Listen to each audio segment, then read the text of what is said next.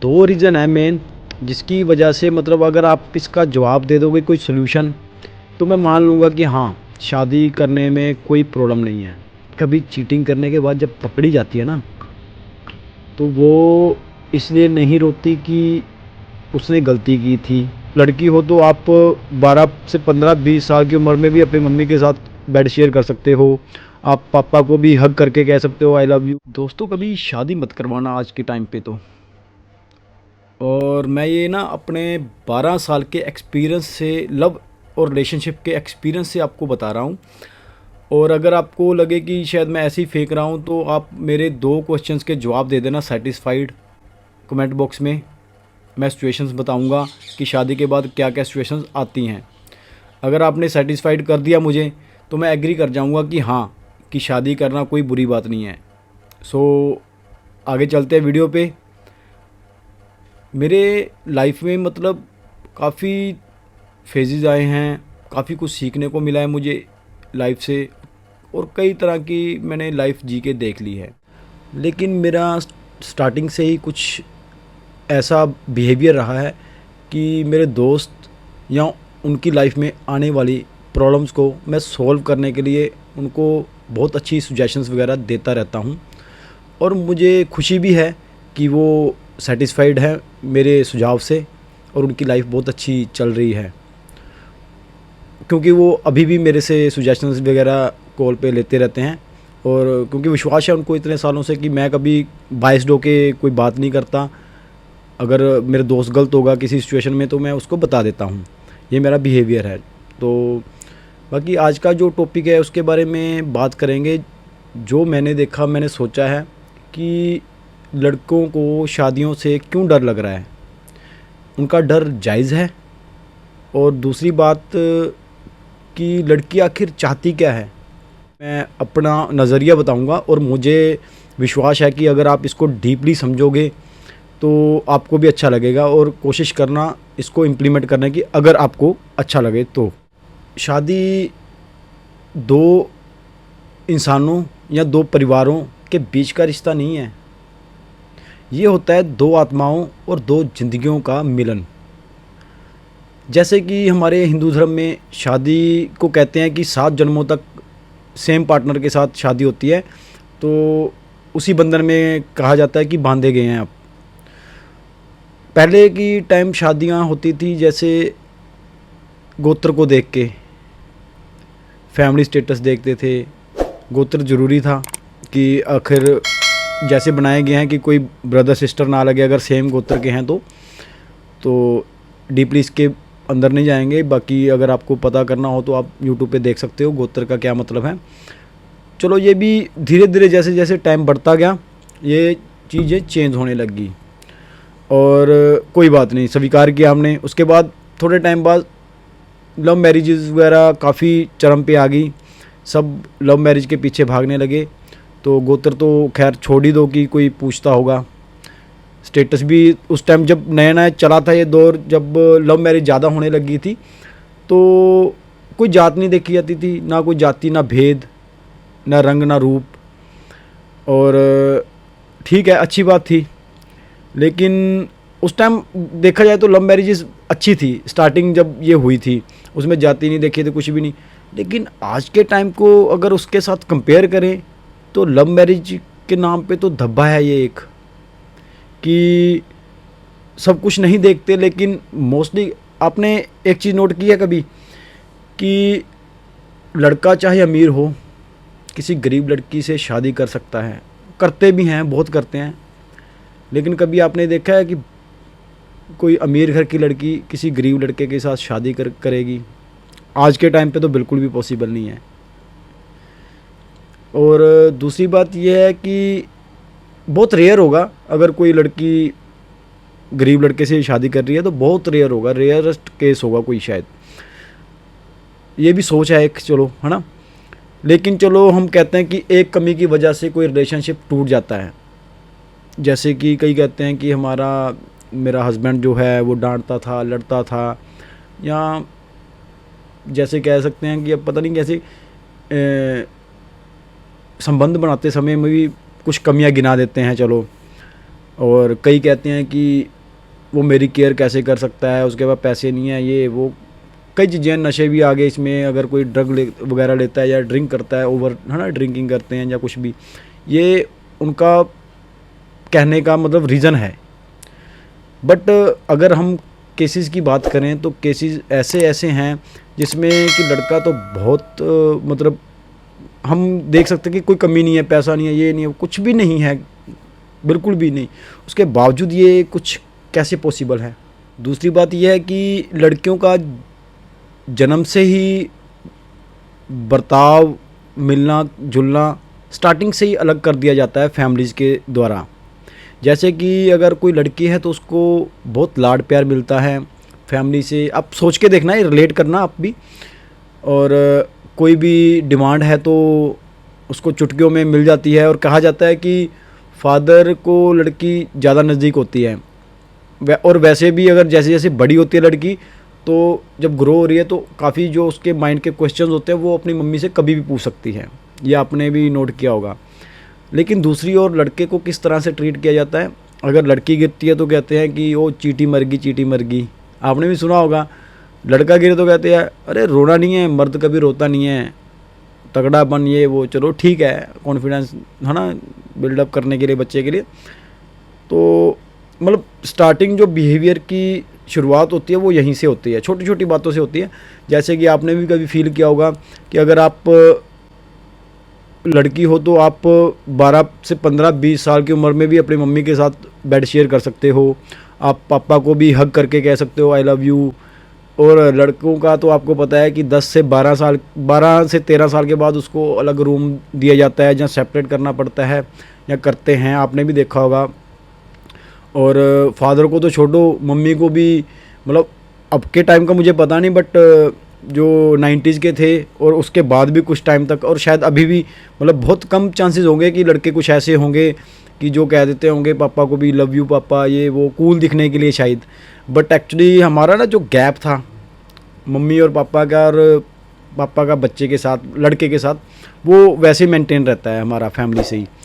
तो यहाँ से भी पता लगता है कि लड़का स्टार्टिंग से ही अपने इमोशंस को खुद समझता है, समझने की कोशिश करता है, उससे निकलता है। अकेले रह के भी इमोशंस को आप भी जानते होंगे कि कैसे निकलते हैं ना। दोस्त अगर कुछ, दोस्तों से ही वो शेयर कर सकता है अपनी प्रॉब्लम्स, और बड़े भाई से भी हालांकि इतना मतलब नज़दीकी के क्वेश्चंस वगैरह नहीं करता टीनेज लड़का कोई भी। और दोस्त ही एक आखिरी बचता है, मतलब इनके पास हथियार की उनसे कुछ नॉलेज ले। दोस्त भी बेचारे क्या करते हैं, यूट्यूब से या कोई बड़ा दोस्त है मोहल्ले का तो उससे सीख के सुजेशन देते हैं कि हाँ भाई ये ऐसे करके है, ये ऐसा होता है, और इतने दिनों का, जो भी किसी टॉपिक के बारे में बताते हैं जैसे। तो जितना भी उनको मतलब पता लगता है, मेरे कहने का मतलब है कि वो सेल्फ स्टडी करते हैं, है ना। अकेले रहने की आदत पड़ जाती है, काफ़ी फेजेस आते हैं लाइफ में, उनको डील करता है लड़का या कुछ भी। एक चॉइस होती है एक उसकी कि कम से कम शादी तो मेरी पसंद से हो, और फैमिली को भी होता है कि यार लड़के की शादी है, खूब खर्चा करेंगे। ये नॉर्मल फैमिलीज़ की बात है। लेकिन लड़के के अंदर क्या चल रहा है वो मतलब लड़का ही जान सकता है। जैसे कई बार फेल होता है वो लव रिलेशनशिप वगैरह में, है ना। उसके बाद वो सोचता है कि यार फैमिली के लिए मुझे अब शादी करनी पड़ेगी, क्योंकि लोग प्रेशराइज बहुत करते हैं। ये मैं रिलेट कर सकता हूँ इस चीज़ को, मेरे पे प्रॉपरली लागू होती है चीज़। बट शादी के बाद आप देख रहे हो कि कितने केसेस मिल जाएंगे आपको, जो लड़की ने अपने बॉयफ्रेंड से या आशिक से मिलके अपने पति को मार दिया, जब भाग गई उसके साथ, या मतलब अपने बच्चे को भी यार नहीं छोड़ती यार। मतलब सोचने वाली बात है यार कि आखिर लड़की को खुद नहीं पता कि उसको क्या चाहिए। कि जैसे वो अपने ना बाप के बारे में सोचेगी, ना भाई के बारे में, ना पति के बारे में, और सबसे बड़ी चीज़ जो उसका बच्चा है जिसको उसने जन्म दिया है, ये उसके बारे में भी नहीं सोच रही। उसको भी छोड़ के चली जाती है, या कई बार तो साथ में ही मार देती है, ख़त्म कर देती है मतलब। तो मतलब अगर आपने कभी नोट किया है तो इसमें एक ऐड चीज़ करूँगा। बचपन में आपने स्कूलिंग के टाइम आपने नोट किया होगा कि लड़कियां हमेशा मतलब जो शरारती बच्चे होते हैं, शरारती लड़के, है ना, जो क्लास में या स्कूल में कोई भी शरारती लड़का होगा उसके आजू बाजू लड़कियां बहुत घूमेंगी। और जो उस लड़की को छुप के मतलब प्यार करता है, सही में सुधरा हुआ सीधा सा लड़का, पढ़ने लिखने वाला, फैमिलीज रिस्पॉन्सिबिलिटीज़ वगैरह देखने वाला, उस लड़के से भी मतलब वो लड़का भी उसके पीछे होगा, बट ये लड़की उसको इग्नोर करेगी, उसको लिस्ट में मतलब दूर दूर तक भी उसका नाम नहीं होगा बेचारे का। आप रियलिटी में कभी आसपास देखना अपने माहौल, ये रियलिटी है, मैं तो देख ही रहा हूँ।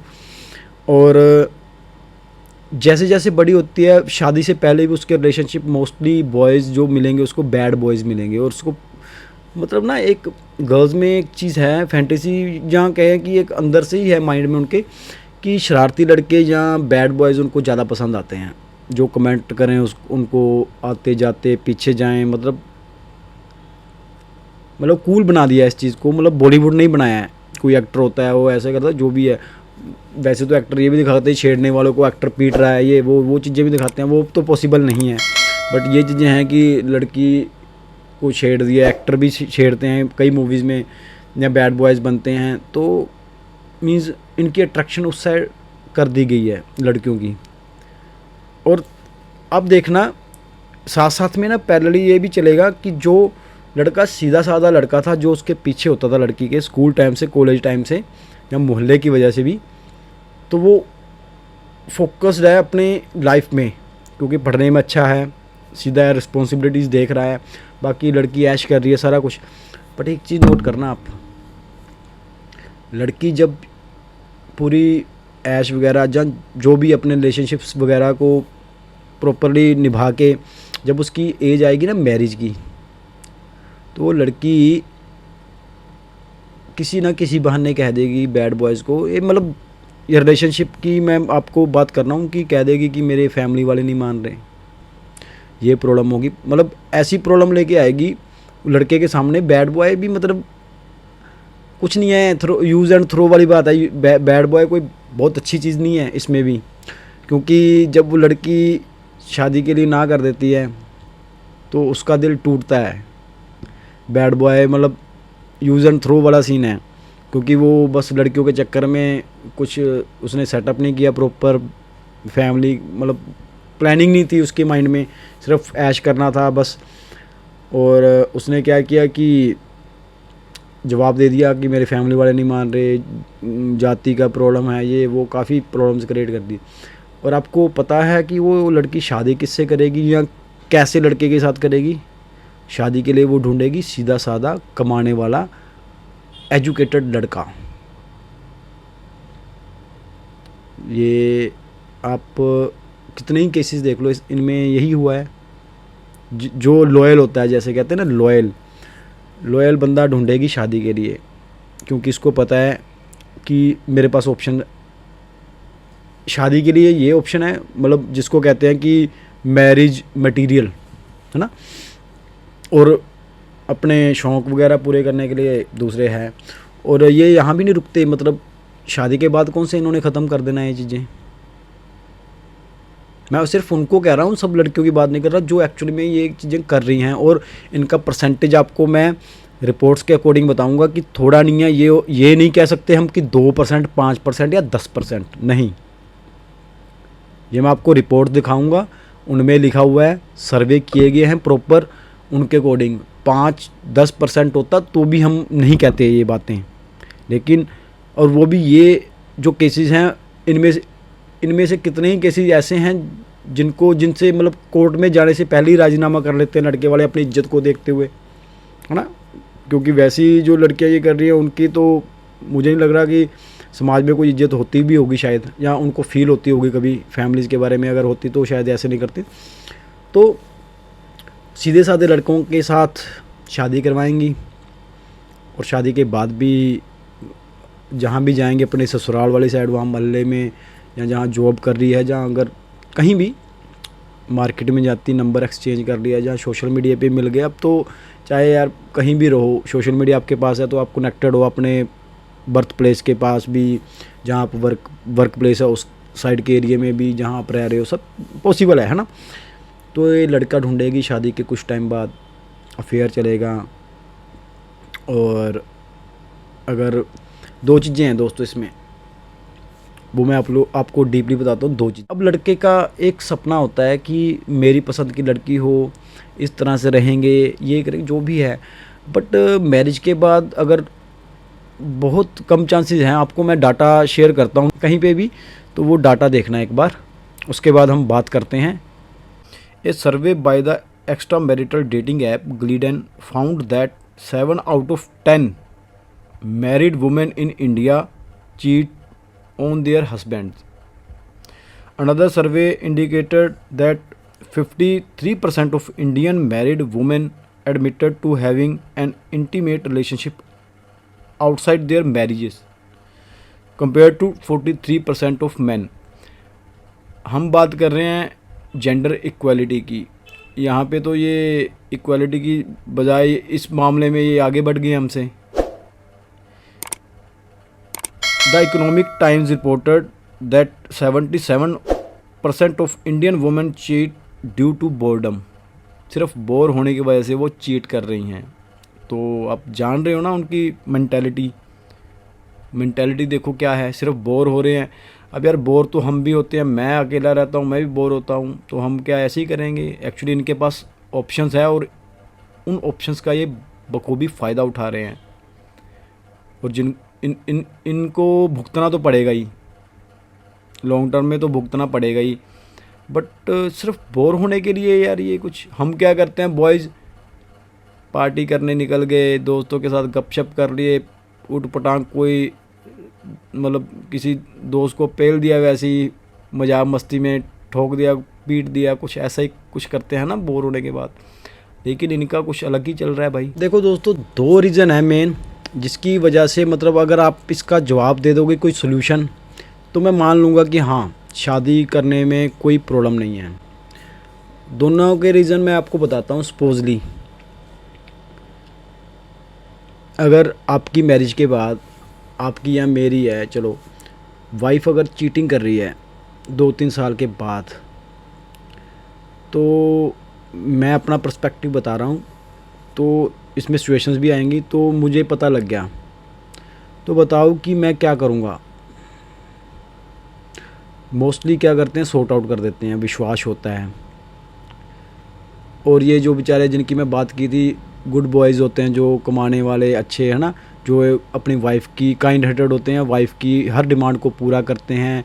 लेकिन उसके बावजूद भी जब वो लड़की या वाइफ चीटिंग करती है बाहर शारीरिक सुख के लिए या किसी भी तरह से, तो मतलब कि अगर पता लगा या वो शरीफ लड़का है, जब मैं ही हूँ, बैड बॉय हूँ, कोई भी है, एक साइकोलॉजी की बात कर रहा हूँ कि साइकोलॉजिकली क्या होगा, क्या सोचोगे। यहाँ तो लड़का माफ़ कर देगा, एक चीज़ होगी दोनों में से, यहाँ कहेगा चलो कोई बात नहीं, या फिर कोर्ट कचहरी का चक्कर हो जाएगा अगर ज़्यादा बढ़ाया तो, है ना। दोनों होगी चीज़ें। और ये हो सकता है कि इसमें मेरे अकॉर्डिंग मैं अगर हूँगा वहाँ पे, तो मैं पहली बार में भी नहीं छोड़ूंगा, मतलब मैं राजीनामा वगैरह नहीं करूँगा, कोशिश यही रहेगी। और केस बढ़ेगा। और जिस तरह से कानून ने महिलाओं की आज़ादी को लेके इतने कानून बनाए, इतनी धाराएं बनाई हैं, तो इस तरह से बनाई हैं कि जैसे भी हो, केस सही हो या ना हो, लेकिन एलुमनी देनी ही पड़ेगी वाइफ को। तो उसमें फंसेगा लड़का, क्योंकि नकली जानबूझ के फेक केसेस भी कर रहे हैं, जैसे फ्रॉड कितने ही पकड़े भी जा रहे हैं, जो मैंने आपको पहले भी बताया ना। तो अगर जेन्युइन भी है तो वो भी पैसे लिए बिना नहीं छोड़ेंगे। कोई आप एक फैमिली बता देना लड़की की कि लड़के या किसी भी रीज़न से तलाक की बात आई और फैमिली ने कह दिया हाँ नहीं हम पैसे नहीं लेंगे, एक भी फैमिली बता देना, मतलब होंगी बहुत कम, एक मतलब मैं परसेंटेज ब्रॉड लेवल पे बता रहा हूँ कि शायद मुझे नहीं लग रहा कि कोई फैमिली होगी जो तलाक के बाद पैसे नहीं देगी। तो मेरा नुकसान है दोनों साइड। अगर मैं उसको माफ़ कर देता हूँ तो भी वो दोबारा चीटिंग करेगी, वो भी मैं बताता हूँ क्यों और कैसे।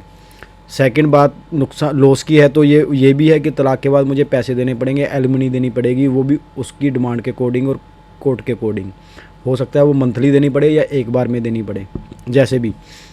सेकंड थिंग, अगर सपोजली मैंने उसको छोड़ दिया या रजामंदी कर ली तो दोबारा करेगी क्यों? आप कहोगे कि आप कैसे श्योर हो कि करेगी?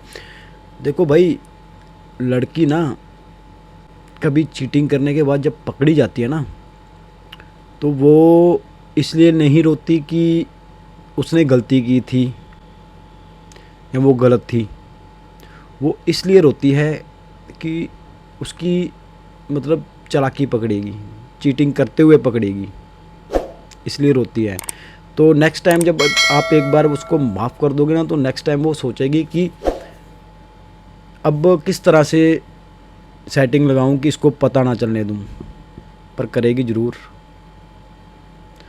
नाउ दूसरा पर्सपेक्टिव जो मेन है वो भी आपको बताता हूं मैं। सेकंड चीज़ आती है कि अगर आपने देख भी लिया या पता कर ले, कंप्रोमाइज़ कर लो। वही रजामंदी वाला सीन, मतलब मैं इसको दूसरे तरीके से बता रहा हूँ कि कोई मतलब बढ़ाओ ही मत बात। या तो यहाँ पे जो पहले वाला टॉपिक मैंने बताया था कि रजामंदी मतलब फैमिली तक भी उछल गई बात या उस पर, अगर इसमें मैं बता रहा हूँ कि इसमें यह है कि आपको पता लग गया, छोड़ दिया, इतना भला मानस तो वैसे कोई नहीं होता। मैं फिर भी आपको अलग अलग पर्सनालिटीज़ के अकॉर्डिंग बता रहा हूँ कि अगर सपोजली किसी ने कहा छोड़ दिया, छोड़ो यार क्या करना है, बट लड़की को तो पता लग गया ना इसने मुझे पकड़ लिया मतलब चीट करते हुए या कुछ भी, तो आर पार आप नहीं करोगे तो वो करवा ही रही है फिर। मतलब जैसे आप केसेस देख रहे हो, बॉयफ्रेंड के साथ मिलके लड़के को ऊपर पहुंचा दिया, फिनिश, ख़त्म, टाटा बाय बाय। फिर अब बच्चे का भी फ्यूचर नहीं देखती है लड़की। तो मेरे कहने का यही मतलब है कि आर या पार तो होगा ही, या आप कर लो। आप करोगे तो भाई उसमें भी नुकसान आपका ही है, एलुमनी के नाम पे पैसा, या अगर आप माफ़ करते हो और कुछ नहीं करते तो वो दोबारा करेगी ट्राई, और शायद दोबारा करेगी तो दोबारा शायद हद से ज़्यादा करेगी, या भाग भी सकती है घर से। या फिर सेकंड जो निकिता और उनका केस है, अतुल सुभाष का, और दूसरी निकिता मुस्कान सॉरी इनका केस है, तो उसके अकॉर्डिंग वो करेंगे, नहीं तो करेगा तो कोई ना कोई भाई, आर पार तो है ही।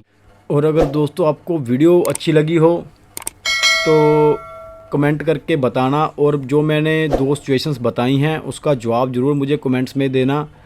नेक्स्ट वीडियो का टॉपिक भी अगर आप सजेस्ट कर सकते हो तो कर देना, उसके ऊपर भी बात करेंगे, और कोई भी टॉपिक हो।